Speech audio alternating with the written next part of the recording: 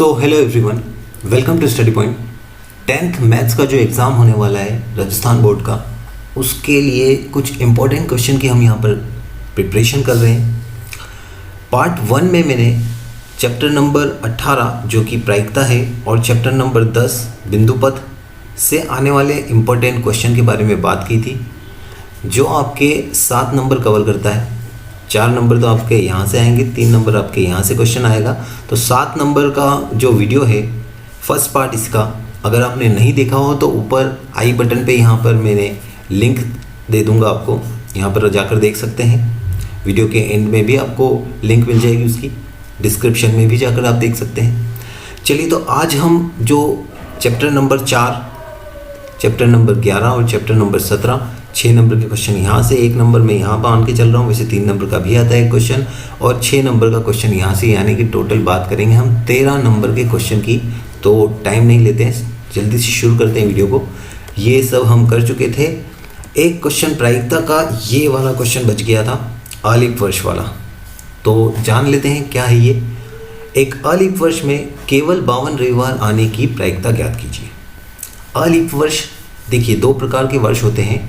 एक तो होता है हमारा लीप वर्ष, जिसमें होते हैं 366 दिन, जो कि 2020 अभी जो चल रहा है 2020 ये लीप वर्ष है, इसमें 29 फरवरी आया था। अलीप वर्ष में क्या होता है, अलीप वर्ष में 365 दिन होते हैं, ठीक है। एक पूरे वर्ष में 365 दिन होते हैं, उसे अलीप वर्ष कहते हैं। तो अलीप वर्ष की बात करिए, इसमें 52 रविवार आने की प्रायिकता बताओ। केवल 52 रविवार ही आने चाहिए, 53वां रविवार नहीं आना चाहिए, ऐसा बताया गया है। तो इसकी प्रायिकता हमको निकालनी है। तो सबसे पहले तो देखिए अलीप वर्ष में कितने दिन होते हैं। अलीप वर्ष में 365 दिन होते हैं, ये हमने लिख लिया कि एक अलीप वर्ष में कितने दिन होते हैं, 365 दिन, ठीक है। कुल सप्ताह की बात करें, या चलिए सप्ताह की बात कर लेते हैं, एक सप्ताह में 1 रविवार आता है, तो उस हिसाब से तो कुल सप्ताह की बात करें तो कितने होते हैं, 52 सप्ताह में दिन। ये तो हमारे पास में सप्ताह लिख दिया मैंने, सप्ताह के दिन हमको यहाँ पर निकालना है कि कितने रविवार हमको प्राप्त होने चाहिए। तो ठीक है, कुल सप्ताह कितने हैं हमारे पास में, 52 सप्ताह हैं। कैसे निकालेंगे, तो 365 में भाग लगाएंगे 7 का। तो भाग लगेगा, देखो 7 से डिवाइड करते हैं हम 36 को, तो 5 बार भाग जाता है, 7 पंजे 35, 1 बच गया यहाँ से, 5 उतरा तो 15 हो गया, तो 7 दूना 14, तो 52 तो वीक हो जाएंगे, यानी कि 52 सप्ताह हो जाएंगे, प्लस में 1 दिन शेष बच जाएगा, ठीक है। कुल सप्ताह हमारे पास में कितने हैं, 52।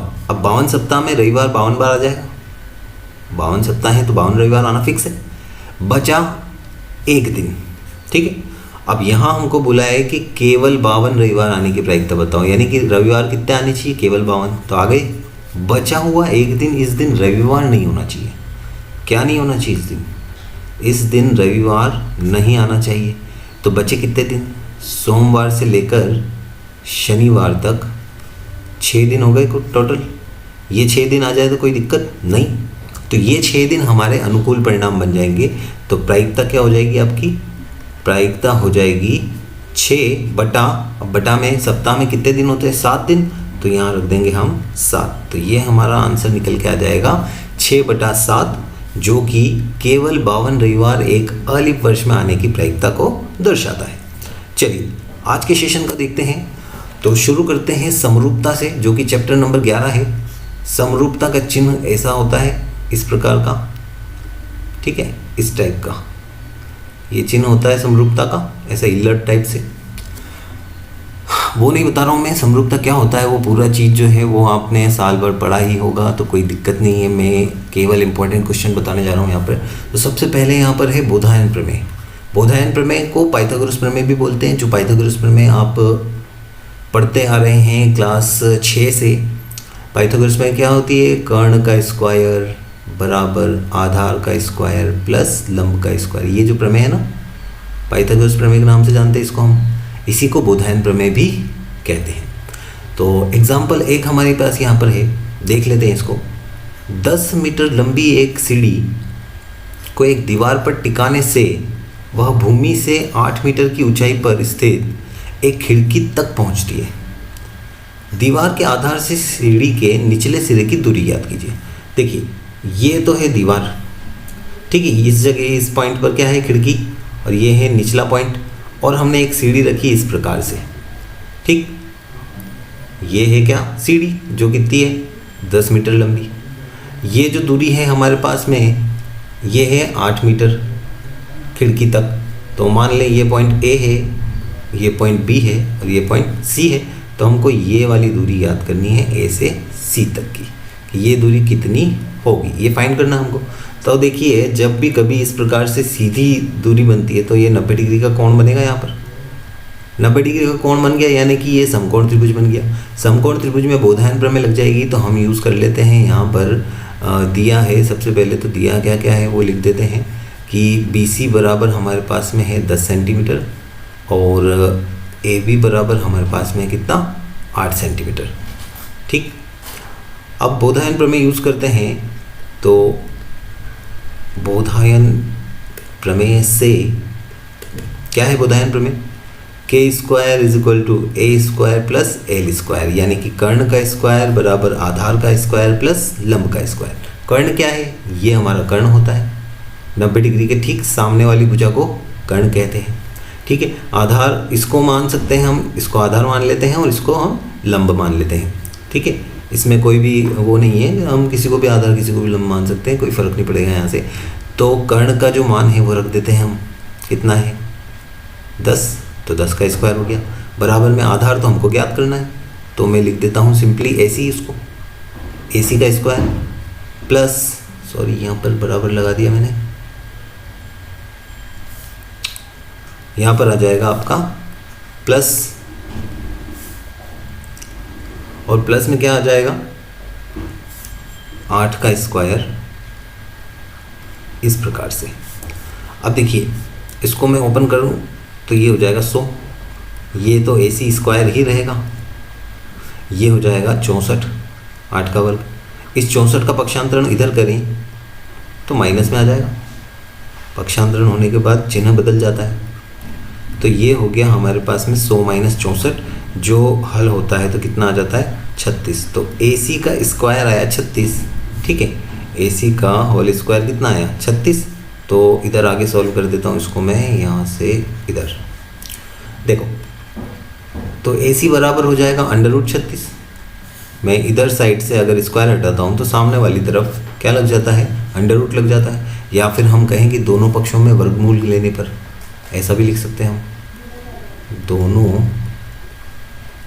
पक्षों में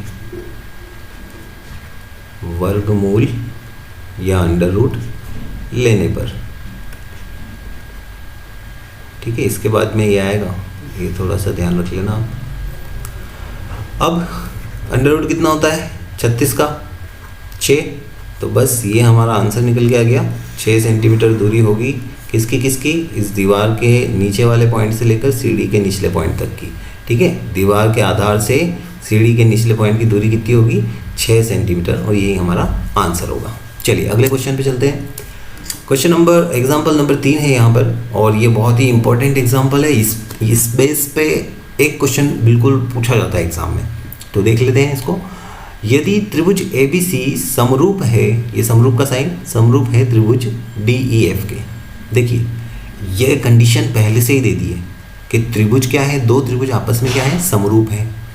AB की एक भुजा दी है 2.2 सेंटीमीटर, DE की एक भुजा दी है 3.3 सेंटीमीटर। तो ज्ञात क्या करना है, त्रिभुज ABC और त्रिभुज DEF के क्षेत्रफलों का अनुपात ज्ञात कीजिए। अब यहाँ पर एक प्रमेय यूज़ करेंगे हम। प्रमेय क्या है, जब त्रिभुज समरूप हो, कंडीशन सुन लीजिएगा, जब त्रिभुज क्या हो, समरूप, समरूप होंगे तो ये कंडीशन तो हमको दे दी, यहाँ पर देख लो ये दे रखी है, त्रिभुज समरूप है। अब समरूप है तो हम यूज़ कर सकते हैं प्रमेय। तो प्रमेय क्या है कि सबसे पहले तो यहाँ पर जो भी है मैं लिख देता हूँ पहले, कि जो भी दे रखा है। तो त्रिभुज ABC समरूप है त्रिभुज DEF के, ठीक है, तथा ये AB और DE तो है ही सी। जब त्रिभुज ABC, चूँकि त्रिभुज ABC समरूप है त्रिभुज DEF के, तो तो हम प्रमेय से लिख सकते हैं, इसलिए एरिया ऑफ, एरिया का मतलब है क्षेत्रफल, ठीक है, ये AR है, एरिया ऑफ त्रिभुज ABC बटा एरिया ऑफ त्रिभुज DEF बराबर होगा। अब सुनिए ध्यान से, जब दो त्रिभुज आपस में समरूप हों तो उनके क्षेत्रफलों का अनुपात, यानी कि एरिया ऑफ ABC बटा एरिया ऑफ DEF, ये अनुपात हो गया, बटा लगा दिया, मतलब क्षेत्रफलों का अनुपात उनकी संगत भुजाओं के अनुपात के बराबर होता है। अब संगत भुजाएं कैसी, तो देखो यहाँ पर मान लो ये त्रिभुज ABC है, ABC, और मान लो ये त्रिभुज है DEF, ठीक है। तो AB की संगत भुजा कौन सी हो रही है, DE। अगर ये संगत भुजाएं दे रखी है तो इनके वर्गों का अनुपात इस क्षेत्रफल के अनुपात के बराबर होगा। तो बिल्कुल हमको यहाँ पर AB दे रखी है और DE दे रखी है, तो क्या लिखेंगे हम, AB का स्क्वायर, वर्गों का अनुपात बोला ना, AB का स्क्वायर बटा DE का स्क्वायर। ये जो है प्रमेय है, ये रट लेना जब कभी इस टाइप का सवाल आए तो। सिंपल सा क्वेश्चन है, कोई दिक्कत नहीं है, बस ये याद होना चाहिए आपको, ये दो स्टेप। एरिया ऑफ त्रिभुज ABC बटा एरिया ऑफ त्रिभुज DEF बराबर होगा AB का स्क्वायर बटा DE का स्क्वायर। अगर मान लो कोई दूसरी भुजा दे रखी होती, AC और DEF दिया होता, तो AC का स्क्वायर बटा DF का स्क्वायर लिख देते।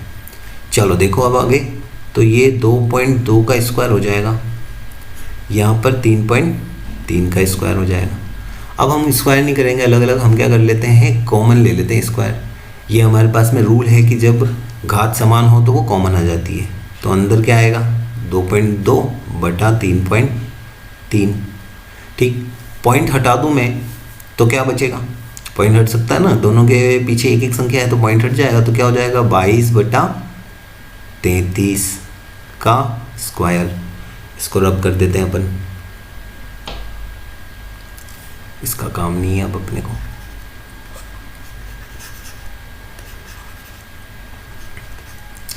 चलो तो 22 बटा 33 हो गया। अब 22 का और 33 का स्क्वायर करने मत लग जाना, टाइम रहता नहीं इतना अपने पास में।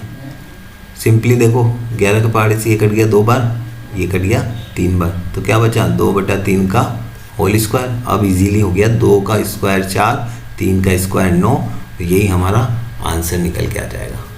यानी कि अनुपात क्या होगा, क्षेत्रफल का अनुपात 4:3 होगा। यहाँ पे लिख भी देते हैं कि एरिया ऑफ त्रिभुज ABC अनुपात एरिया ऑफ त्रिभुज DEF बराबर होगा 4:9, ठीक। ये भी आंसर है, ये भी आंसर है, दोनों ही जैसा आप लिखना चाहो। एक नंबर में वैसे इतना लिखने की ज़रूरत नहीं है, तो यहीं तक आप लिख सकते हो। चलो अगला क्वेश्चन है एग्जाम्पल नंबर 4। दो समरूप त्रिभुज, वापिस से बात होगी समरूप की, ABC और PQR, संगत भुजाओं का अनुपात। अब यहाँ पर संगत भुजाओं का अनुपात पूछ लिया। संगत भुजाओं का अनुपात ज्ञात कीजिए जबकि दोनों त्रिभुजों के क्षेत्रफल 36 और 49 है, ठीक है। तो फिर से वही बात, तो प्रमेय लगा देते हैं, चूँकि त्रिभुज ABC समरूप है त्रिभुज PQR के, ये लिखना ज़रूरी है। अगर समरूप नहीं होगा तो प्रमेय यूज़ नहीं कर सकते हम, तो समरूप है पहले। अब लिख सकते हैं हम एरिया ऑफ, इसलिए एरिया ऑफ त्रिभुज ABC बटा एरिया ऑफ त्रिभुज PQR बराबर संगत भुजा। तो संगत भुजा में कुछ भी मान लेता हूँ, क्योंकि यहाँ पर तो कुछ बोला नहीं कौन सी भुजा निकालनी है, तो संगत भुजा में मान लेता हूँ AB का स्क्वायर बटा PQ का स्क्वायर। AB की संगत कौन सी भुजा होगी, यहाँ पर PQ होगी। तो हमको ये फाइंड करना है कि ये कितना आएगा। इधर दे रखा है मेरे को कि ABC कितना है, 36 है। एरिया ऑफ ABC कितना है, 36, तो ये लिख देता हूँ मैं 36 बटा में ये कितना है 49, तो ये लिख दिया मैंने 49, और बराबर में क्या चल रहा है अपने पास में। तो मैं क्या कर रहा हूँ अब यहाँ से, देखो मान तो रखना नहीं है, तो ये घात समान ले लेते हैं अपन कॉमन, तो ये हो जाएगा AB बटा PQ का होल स्क्वायर, इस प्रकार से, ठीक है। अब आगे चलते हैं, इधर देख लेते हैं इसको। तो ये जो है वर्ग दोनों पक्षों में ले लेते हैं हम, वर्गमूल ले लेते हैं, या तो इधर से इधर कर देते हैं, या वर्गमूल ऐसे ही लिख देते हैं अपन, दोनों पक्षों में दोनों पक्षों में वर्गमूल लेने पर, ठीक, जैसा भी आपने पढ़ा हो, इधर से स्क्वायर हट जाता है तो इधर अंडर रूट लग जाता है, वैसा भी कर सकते हैं और दोनों ही सही है, कोई दिक्कत नहीं है। तो इधर हो जाएगा अंडर रूट 36/49 और इधर अंडर रूट हट जाएगा तो क्या हो जाएगा AB बटा PQ। अब सिंपली इसका अंडर रूट निकाल लेते हैं तो कितना हो जाएगा 6/7। 36 का अंडर रूट 6 होता है और 49 का अंडर रूट 7 होता है, तो AB/PQ कितना आ गया 6:7 और यही हमारा क्या हो जाएगा आंसर हो जाएगा। भुजाओं का अनुपात कितना आ जाएगा 6:7 आ जाएगा। चलो ठीक है, रिवाइंड कर लेना, अगर नहीं समझ में आया हो तो एक और बार देख लेना, समझ में आ जाएगा, कोई दिक्कत वाली बात नहीं है, बहुत सिंपल से सवाल है। तो देखो यहाँ पर हमारे पास में क्वेश्चन हम यहाँ दे रखा है कि 12 मीटर लंबाई का ऊर्ध्वाधर स्तंभ की भूमि पर छाया की लंबाई 8 मीटर की बन रही है। इस प्रकार से यहाँ देखते हैं, इसको चित्र बना लेते हैं कि एक खंबा है ये 12 मीटर का और इसकी छाया बन रही है 8 मीटर की, इस प्रकार से, ठीक है। ये कोई समय है दिन का, क्योंकि दिन के समय में छाया बनेगी। अब उसी समय पर एक मीनार की छाया की लंबाई 56 मीटर है, तो मीनार की ऊंचाई याद करो।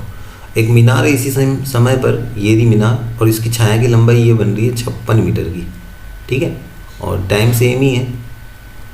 ये थोड़ा सा सही नहीं बनाया है, देख लेना, त्रिभुजी है ये, समकोण त्रिभुजी है, ठीक है, ये समकोण त्रिभुजी है।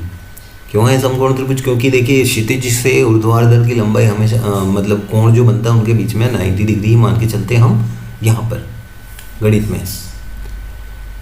तो ये हम मान लेते हैं ABC, ये मान लेते हैं हम PQR और हमको निकालना है ये PQ कि ये लंबाई कितनी होगी। तो अब देखो यहाँ पर हमको पहले इन दोनों त्रिभुजों को क्या करना पड़ेगा, समरूप सिद्ध करना पड़ेगा। समरूप कैसे सिद्ध करें? देखो 90 डिग्री तो ये है, ठीक है, 90 डिग्री तो है, कोण A बराबर यहाँ पे लिख देता हूँ मैं, त्रिभुज ABC व त्रिभुज PQR में कोण A बराबर होगा कोण P के, क्योंकि ये क्या बना रहे हैं, ये बना रहे हैं समकोण, ठीक, समकोण बना रहे हैं। अब दूसरी बात, कोण C जो है कोण R के बराबर होगा। क्यों होगा ये बता देता हूँ। देखिए एक ही समय पर, क्या बोला यहाँ पर, उसी समय सेम है, यहाँ पर बोला ना उसी समय, तो समय सेम है तो चाहे कोई भी आकृति हो, किसी की भी छाया हो, थीटा का मान जो यहाँ होगा वही थीटा का मान यहाँ होगा, ठीक है। तो उसी के बेस पर हम यहाँ लिख रहे हैं कोण C बराबर होगा कोण R के, क्योंकि ये जो है एक ही समय पर बनने वाला थीटा है, एक ही समय पर बनने वाला कोण,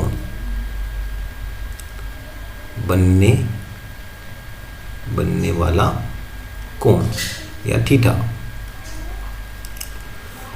तो दोनों देखो, दो कोण अगर बराबर होते हैं, कोई भी दो कोण, तो तीसरा कोण ऑटोमेटिकली बराबर हो जाता है और ये दोनों त्रिभुज क्या हो जाएंगे, समरूप कहलाएंगे। ये समरूपता की ये प्रमेय है, मतलब उसके कुछ गुणधर्म हैं, वो इतने से टाइम में मैं पूरे नहीं बता सकता हूँ। तो केवल ये समझ लो कि अगर किसी त्रिभुज में दो कोण अगर समरूप हैं तो तीसरा कोण ऑटोमेटिकली उसमें समरूप होगा। अब आगे बात करते हैं, जब ये समरूप हो गए तो क्या होगा। समरूप होने के बाद में फिर एक कंडीशन यहाँ लगती है कि अगर दो त्रिभुज समरूप है तो उनकी भुजाओं का अनुपात समरूप होता है। इसलिए भुजाओं का अनुपात, तो इसकी भुजा कौन सी है, AB, और इसकी भुजा कौन सी है, PQ। AB के संगत कौन सी है, PQ, बराबर होगा AC बटा PR, ठीक है। ये गुणधर्म भी यूज़ होता है जब त्रिभुज समरूप होते हैं तब। अब इसमें वैल्यू पुट करते हैं हम, इधर कर देता हूँ इसको मैं। AB की वैल्यू कितनी है, AB की वैल्यू है 12, तो ये रख दी मैंने 12, बटा में PQ की वैल्यू तो हमको फाइंड करनी है, मैं मान लेता हूँ इसको H ऊंचाई मान लेते हैं हम, ठीक है। ये जो मीनार की ऊंचाई इसको क्या मान लेते हैं हम, H मान लेते हैं।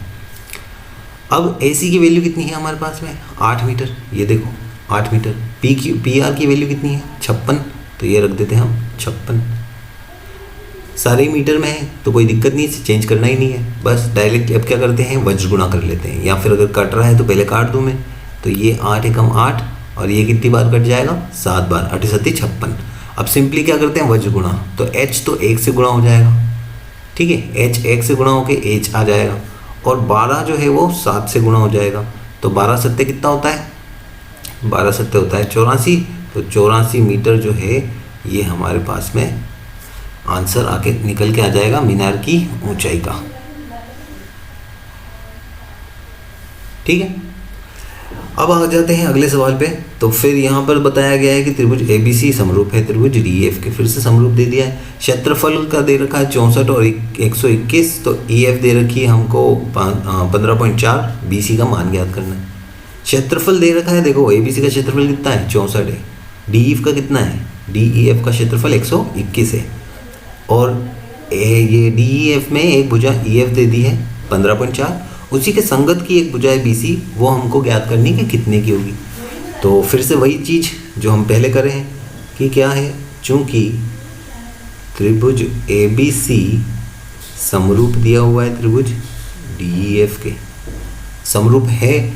अब समरूप है तो प्रमेय यूज हो गई, कौन सी वाली, कि क्षेत्रफलों का अनुपात, इन दोनों के क्षेत्रफलों का अनुपात इनकी संगत भुजाओं के वर्गों के अनुपात के बराबर होता है। क्या नहीं समझ में आया, देखो यहाँ पर एरिया ऑफ त्रिभुज ABC बटा एरिया ऑफ त्रिभुज DEF, ये तो हुआ क्षेत्रफलों का अनुपात त्रिभुज के, ये बराबर होगा इनकी संगत भुजा। तो संगत कौन सी भुजा दे रखी है यहाँ पे, EF और BC, तो त्रिभुज BC, तो BC ऊपर लिखेंगे, BC के वर्ग का बटा EF के वर्ग का अनुपात, ये चीज़ है प्रमेय के अनुसार। ठीक है, कि संगत भुजाओं के वर्गों का अनुपात, संगत भुजा BC और EF, इनका भी हमने करा वर्ग और इसका लिखा अनुपात। चलो अब देखें यहाँ पर, तो ABC का क्षेत्रफल कितना है, 64 है, मान रख देते हैं यहाँ पर 64। DEF का कितना है, 121, ये रख दिया 121, और ये तो हमको BC तो ज्ञात करना है, तो BC का स्क्वायर एज इट इज़ लिख देता हूँ मैं यहाँ पर, BC का स्क्वायर, और नीचे मान दे रखा है EF का कितना, 15.4, ये रख दिया मैंने, और इसका कर दिया स्क्वायर। ठीक, चलो इसको आगे सॉल्व करता हूँ, इधर में यहाँ पे ले आता हूँ मैं इसको, तो ये हो जाएगा 64 बटा 121, ऐसा ही रहने देते हैं, अभी कट तो रहा ही नहीं वैसे भी। यहाँ पर क्या कर रहे हैं कि हम वर्ग जो है कॉमन निकाल ले रहे हैं, घात 2 जो है वो कॉमन निकाल ले रहे हैं, तो ये आ गई घात 2 कॉमन। अब दोनों पक्षों में वर्ग करें, या फिर हम क्या करते हैं कि इधर अंडर रूट ले लेते हैं, तो इधर से स्क्वायर हटाते हैं तो इधर अंडर रूट लग जाता है, जो भी आपको उचित लगे, बता चुका हूँ मैं पहले। ठीक है, उस हिसाब से ये आ गया अंडर रूट, और इधर से अंडर रूट हट गया। ये तो वैसे आप 6ठी 7वीं से पढ़ते आ रहे हैं, कोई दिक्कत वाली बात नहीं, इसमें नहीं समझ में आता तो भी मैं बता चुका हूँ, पिछले वाले जो क्वेश्चन करे थे उसमें दोनों पक्षों में वर्ग करा अपन ने। अब देखो ये 64 का वर्ग कितना हो जाएगा, सॉरी अंडर रूट कितना हो जाएगा, 8, 121 का कितना हो जाएगा, 11, तो 8 बटा 11 आ गया, और इसके बराबर में क्या है हमारे पास, BC बटा 15.4, BC की वैल्यू निकालनी। चलो आगे चलते हैं, इस जो 15.4 को हम पक्षांतरण करके इस तरफ भेज देते हैं। ठीक है, तो ये ऊपर आ जाएगा, बटा में है तो गुणा में आ जाएगा, तो ये हो जाएगा 15.4 इंटू 8 बटा में 11 बराबर में BC, और यहाँ से मैं ये पॉइंट हटाता हूँ तो बटा में क्या लगता है, 1 0, क्योंकि इसके बाद एक ही संख्या है। अब काट के देख लेते हैं कि कितना पहाड़े से क्या कट रहा है ये, तो मैं सिंपली अगर 2 के पहाड़े से काटता हूँ तो ये 4 बार कटता है, और इसको 2 के पहाड़े से काटता हूँ तो ये 55 बार कटता है।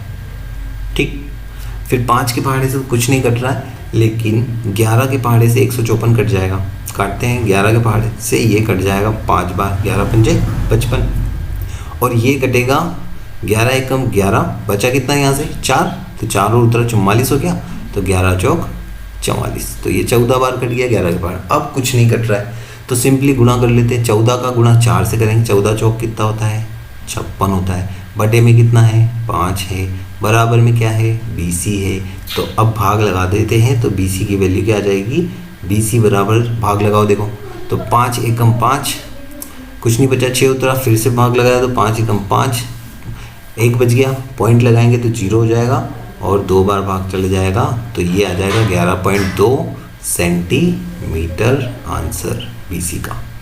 तो BC का वैल्यू कितना आ जाएगा 11.2 सेंटीमीटर। इस टाइप से ये सवाल करना है। मेन तो आपको ये याद रखना है, ठीक है। ये प्रमेय कैसे यूज़ करिए हमने, ये आपको मेन याद रखना है। बस ये अगर याद है तो आप इजीली सॉल्व कर सकते हो। चलो आगे चलते हैं। अब आ जाते हैं चैप्टर 4 पे और मोस्ट इम्पॉर्टेंट चैप्टर है। 6 नंबर का सवाल पक्का यहाँ से बैठता ही बैठता है यहाँ से। चलो देख लेते हैं। आलेख की विधि से हमको हल करना है, ग्राफ बनाना है। पहले समीकरण को सॉल्व करना आना चाहिए। 2 तरीके के समीकरण लिए मैंने, इन दोनों ही तरीके के समीकरणों को सॉल्व करने अगर सीख गए आप तो सारे सवाल हल हो जाएंगे। देखो यहाँ पर पहली समीकरण क्या दे रखी है, 3x + 2y - 11 बराबर 0। दूसरी समीकरण दे रखी है 2x - 3y + 10 बराबर 0। तो हमको इन दोनों ही समीकरणों को किसी भी एक चर में बदलना है। तो मैं यहाँ पर पहली समीकरण लिख लेता हूँ 3x + 2y - 11 बराबर 0 और दूसरी समीकरण क्या है 2x - 3y + 10 बराबर 0। ठीक। अब देखो पहले तो मैं इस अचर वाले पद को पक्षांतर करता हूँ, इधर लाता हूँ। तो ये माइनस में, इधर आके प्लस में हो जाएगा। कुछ भी करना, अचर वाले को भेजना ही है हमको। तो ये लो भेज दिया मैंने, तो इधर आ गया 11। इधर कौन बचे, ये दोनों, तो लिख देते हैं as it is 3x + 2y। ठीक है, ये इस टाइप से हो गया। अब मैं इन दोनों में से किसी भी एक को भेज सकता हूँ। किसी को भी भेजो आप, कोई दिक्कत नहीं है। या तो x को भेज दो या y को भेज दो। लेकिन एक और चीज़ बता दूँ मैं, जो माइनस में हो उसको पहले भेज देना। जैसे कि यहाँ पे हमने इसको भेज दिया था, ठीक है। x y में जो भी माइनस में हो उसको आपको पहले भेज देना है, ताकि माइनस का टंटा ख़त्म हो जाएगा। चलो अब देखें मैं क्या कर रहा हूँ, इस 3x को भेज दे रहा हूँ, ठीक है। तो इधर बचेगा कौन, 2y बराबर में क्या हो जाएगा 11 माइनस का 3x, क्योंकि यहाँ 3x जो है प्लस का था, इधर आके माइनस का हो गया। अब सिंपली इस 2 को भी भेज देते हैं, तो ये y हो गया अकेला, तो ये बन जाएगा 11 - 3x बटा में 2। कुछ भी करना है, कोई भी एक को अकेला करना है, या तो x को अकेला करो या y को। तो ये देखो, ये हमारे पास में ये y को हमने अकेला कर दिया। इसी प्रकार से इसको देख लेते हैं हम। देखो पहले तो 10 को भेजें, ठीक है। तो 10 इधर आके माइनस का 10 बन जाएगा। इधर कौन बचेगा हमारे पास में 2x माइनस का 3y। अब मैंने क्या बोला था, किसको भेजना है, किसी को भी भेज सकते हैं, लेकिन जो माइनस में हो उसको भेज दो, सबसे पहला काम। अगर यहाँ तो माइनस में था नहीं तो किसी को भी भेज दिया हमने, लेकिन यहाँ माइनस में है 3y, तो इसको ही भेजो आप। तो इधर कौन बचेगा 2x और 3y इधर आके प्लस में हो जाएगा। तो पहले मैं प्लस वाले को लिख देता हूँ, यानी कि 3y को पहले लिख दिया और -10 को इसके पीछे लिख दिया। थोड़ा सा सिस्टमेटिक हो गया है। वैसे पीछे रख दो, कोई दिक्कत नहीं आएगी, लेकिन ये थोड़ा सा सिस्टमेटिक लगता है। अब समीकरण बन जाएगी, जब हम 2 को भी भेज देंगे तो क्या, x बराबर 3y - 10 बटा में 2। ये हमारी निकल के आ गई समीकरण, ठीक है। ये y में समीकरण बनी, तो इसमें क्या करना पड़ेगा मेरे को, x के मान रखने पड़ेंगे और y के आंसर आएंगे। तो देखो हल करते हैं। क्या करते हैं यहाँ पर हम कि x बराबर 0 रखने पर, लेकिन 0 रखने पर आंसर नहीं आएगा। देखो यहाँ पर अगर मैं 0 रखता हूँ तो ये पूरा 0 हो जाएगा और ये बचेगा क्या 11 बटा 2 कटता नहीं है, तो x बराबर 0 नहीं रख रहे हम। x बराबर क्या रख रहे हैं, सबसे पहले 1 रख रहे हैं, ठीक है। x बराबर 1 पर y बराबर 11 - 3 × 1 बटा 2, ठीक है। तो ये 3 1 से गुणा होकर कितना हो जाएगा, 3 ही हो जाएगा। तो क्या बन जाएगा ये 11 - 3 बटा 2। 11 - 3 कितना होता है 8, 8 बटा 2 कितना हो जाएगा 4 हो जाएगा। तो y का मान कितना आया 4 आया। ये तो हमारा एक बिंदु निकल गया। एक बिंदु और निकालना हमको, ठीक है। x बराबर 1 पर y बराबर 4 आया। अब मैं रख रहा हूँ x बराबर कितना रखें, 2 रखने से नहीं आएगा, 3 रखते हैं अपन। कितना रखते हैं यहाँ पर 3। तो x बराबर 3 पर y बराबर 11 - 3 × 3 बटा में 2। 3 × 3 कितना होता है 9 होता है। 11 में से 9 जाएगा, कितना बचेगा 2। तो 2 बटा 2 कितना हो जाएगा 1। तो यहाँ पर हमारे पास दोनों इसके मान निकल के आ गए। इसको थोड़ा सा अलग से कर लेंगे, यहाँ पर लिख देता हूँ इसको आगे में कि हमारे पास दोनों मान निकल गया है, तो इसका एक बॉक्स बना देते हैं हम x y, और इसके बिंदु इस प्रकार से लिखने हैं हमको। तो ये हमारा बन गया एक बॉक्स जिसमें मैंने x का मान रखा था 1, तो y का मान कितना आया था 4। दूसरा मैंने x का मान रखा था 3, तो y का मान कितना आया 1। तो ये हमारे पास में बिंदु आ गए 1 4 और 3 1। ठीक है, कौन से समीकरण के? इस वाली समीकरण के, पहली वाली समीकरण के। ये जो पहली समीकरण है ना, इसका बिंदु ये आ गया है। चलो अब मैं सॉल्व करता हूँ दूसरी वाली समीकरण को। इसको यहाँ पर हम क्या कर रहे हैं, y के मान रखने हैं। ठीक है, तो y बराबर कितना रखूँ मैं यहाँ पर? सबसे पहले मेरे को वैसे तो देखो प्लस में मान बनाने हैं, तो मेरे को यहाँ पर क्या करना पड़ेगा, ज़्यादा मान, बड़ा मान रखना पड़ेगा, ताकि ये घट के इसमें से 10 घटाना है हमको। ठीक है, तो 4 रखते हैं हम, y बराबर रखते हैं हम 4। तो y बराबर 4 पर x बराबर 3 × 4 -10/2। देखो 4 ही क्यों रखा, 0 रखूँगा मैं तो ये पूरा 0 हो जाएगा और ये माइनस का 10 बचेगा। वैसे वो भी ले सकते हैं, कोई फ़र्क नहीं पड़ेगा, ले लेंगे अगले वाला मान, वही ले लेंगे। ठीक है, चलो देखो 3 चौक 12, 12 - 10 कितना होता है 2, 2/2 कितना हो जाएगा 1। हमको ऐसा मान नहीं रखना है जिस पे ये सॉल्व ही नहीं हो, पूर्ण संख्या ही बनाना है हमको कुछ भी करके। ये देखो पूर्ण संख्या बनी। वैसे ही अब मैं क्या कर रहा हूँ यहाँ पर y बराबर 0 रख देता हूँ। y बराबर 0 पर x बराबर क्या प्राप्त हो रहा है, 3 × 0 -10/2। 3 × 0 तो 0 हो जाता है, और 0 में से 10 घटाऊँगा तो माइनस का 10 ही बचेगा। तो ये -10/2 रखा और कट के कितना आ जाएगा, -5 आ जाएगा। तो यहाँ पर हमको क्या बिंदु प्राप्त हुए, तो वो बिंदु यहाँ पर इसका अलग से बॉक्स बना लेते हैं हम। ये x y और x का मान क्या रखा था, सॉरी y का मान क्या रखा था अपन ने, 4 रखा था। तो 4 पे हमको क्या प्राप्त हुआ था 1, और जब y का मान मैंने रखा 0 तो x का मान कितना हुआ 5, -5। यहाँ तक अगर आपने सॉल्व कर लिया है तो फिर आपका इजीली जो है ग्राफ बन जाएगा, कोई भी प्रॉब्लम उसमें नहीं आएगी आपको, अगर आपने यहाँ तक सॉल्व कर लिया तो। ये दोनों बॉक्स बना लेने बहुत ज़्यादा ज़रूरी हैं। ठीक है, इस सवाल में इसीलिए मैंने इसको थोड़ा धीरे धीरे समझाया है। अगले वाले सवाल में इतना स्लो नहीं चलूँगा क्योंकि सेशन कंप्लीट करना है अपने को जल्दी। अब देखो इसको मैं ग्राफ बना के समझा देता हूँ। हमारे पास बिंदु क्या क्या आए हैं, तो हमारे पास बिंदु यहाँ पर पहले वाले समीकरण के तो 1 4 और 3 1 है। तो पहले इसको निरूपित करेंगे हम, 1 4 3 1। ठीक, इसको ऐसे ही पढ़ते हैं, x को पहले पढ़ते हैं, y को बाद में। तो 1 4 3 1 ऐसा पढ़ेंगे। तो चलो ये हमारे पास में एक ग्राफ है, इसी टाइप का आपके पास ग्राफ आएगा।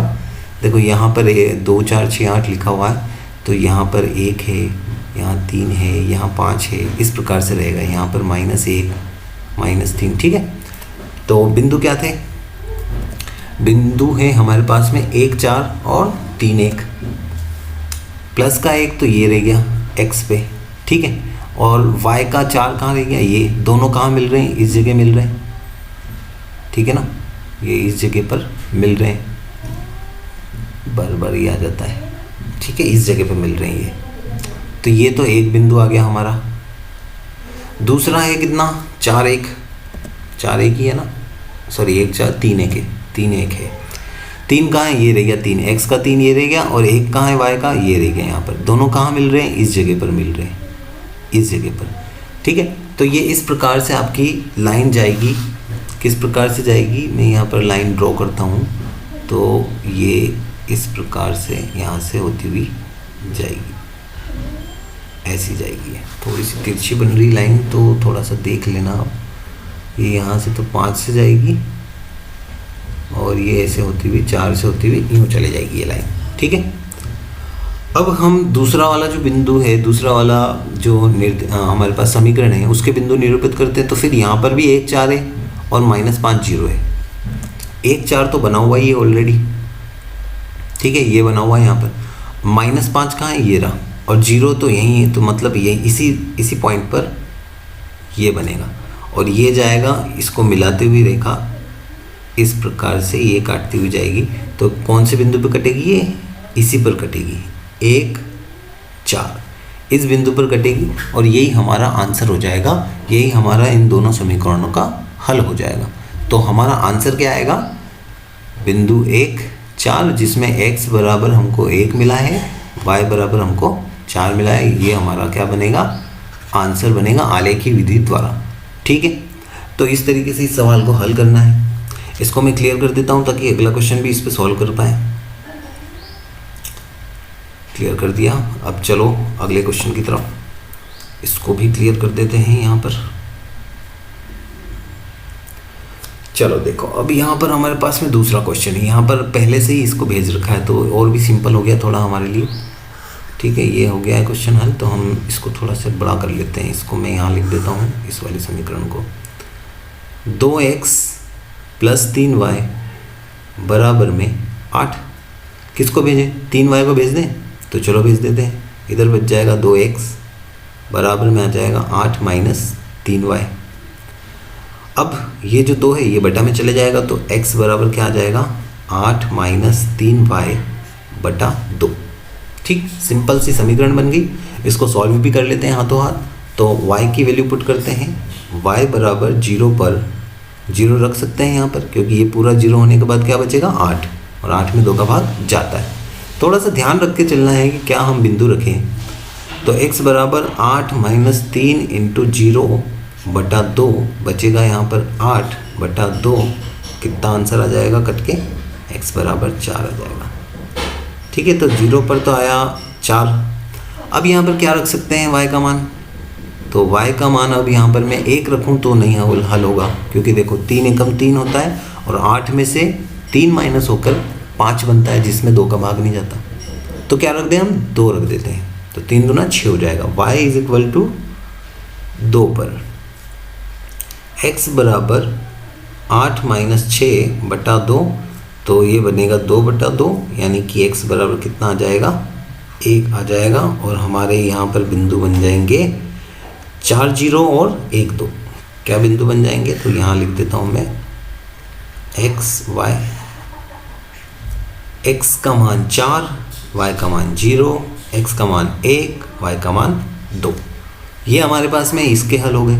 अब दूसरी वाली समीकरण जो है उसको सॉल्व करते हैं। क्या है दूसरी समीकरण, x बराबर -2y बराबर -3। तो अब देखो माइनस को पहले भेजना है, तो x बराबर माइनस को भेजूंगा तो उधर जाके ये प्लस का हो जाएगा, तो प्लस वाले को आगे लिख दिया और इस -3 को मैं पीछे लिख देता हूँ। बस सॉल्व हो गई ये समीकरण, क्योंकि इसके और कुछ भेजने के लिए है ही नहीं। बस सिंपली अब क्या करते हैं, y का मान रखते हैं। जब y बराबर में अगर 0 रख दूँ तो x बराबर क्या प्राप्त होगा, ये तो पूरा 0 हो जाएगा, बचेगा कौन, केवल -3। और अगर मैं y बराबर रख दूँ, 1 नहीं रखते, चलो 2 रख देते हैं, दोनों ही माइनस के प्राप्त हो जाएंगे। नहीं तो x बराबर रख देते हैं, तो x बराबर कितना हो जाएगा, 2 दूना 4 -3। देखो y का मान रखूँगा मैं 2, तो 2 का 2 से गुणा होकर कितना हो जाएगा, 4। तो x बराबर कितना हो जाएगा यहाँ पर, 1। और ये हमको बिंदु इस प्रकार से प्राप्त हो जाएंगे x y। तो यहाँ पर x की वैल्यू है -3, कहाँ पर, 0 पर, और यहाँ x की वैल्यू है अपने पास में 1, कितने पर, 2 पर। इसको भी निरूपित करके देख लेते हैं एक बार। ठीक है, मेन तो ये देखो, ये अगर आपने सही बनाया तो ग्राफ आपका सही बनेगा। ये सही नहीं आया, बिंदु अगर सही नहीं आया तो ग्राफ गलत हो जाएगा, कोई दिक्कत ही नहीं है यहाँ पर। अब देखो 4 0 1 2, पहली समीकरण 4 0, 4 0 कहाँ आएगा, इसी पॉइंट पर आ जाएगा। ठीक है, 1 2, तो 1 तो ये रहा, 2 ये रहा, यहाँ पर मिलेगा। और ये जो है लाइन कैसे जाएगी, ये थोड़ी सी इस प्रकार से जाएगी,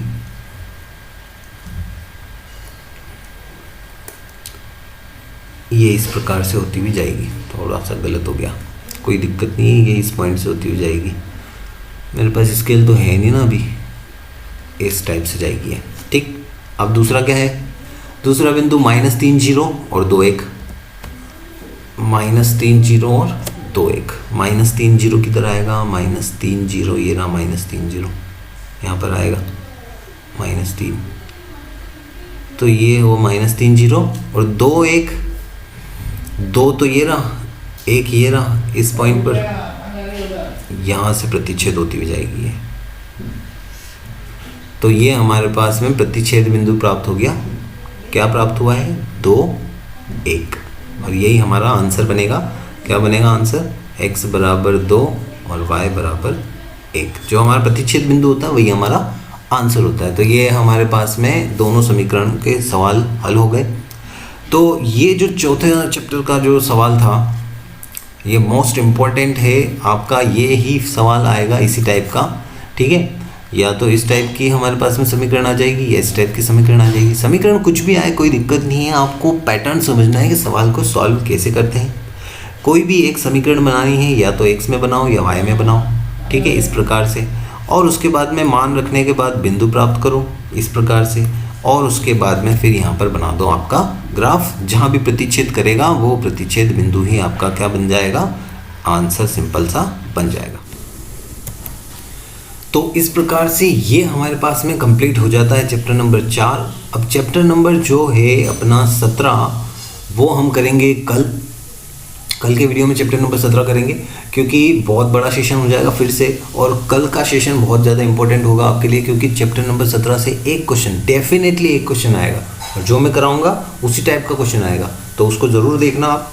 अगर आपको ये वीडियो अच्छा लगा हो तो लाइक सब्सक्राइब शेयर आप कर सकते हैं, अदरवाइज़ कोई दिक्कत नहीं है। चलो ठीक है, थैंक यू, फिर मिलते हैं।